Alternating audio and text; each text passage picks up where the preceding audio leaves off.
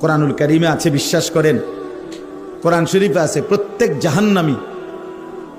জাহান্নামের ভীষণ আগুনে যখন উথাল পাথাল ঢেউ খেলবে, উতরাবে, তখন জাহান্নামী আল্লাহকে বলবে, রব্বানা আখরিজনা না'মাল সালিহান গায়রাল্লাযী কুন্না না'মাল।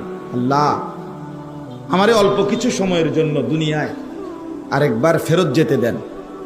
এবার যদি যেতে পারি আমি সবগুলো নেক আমল করব।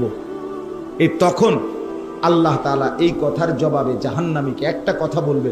প্রথম যে কথাটা আল্লাহ বলবে, আওয়ালাম নুআম্মিরকুম, আমার বান্দা বলো তো আমি কি তোমাকে হায়াত দেই নাই?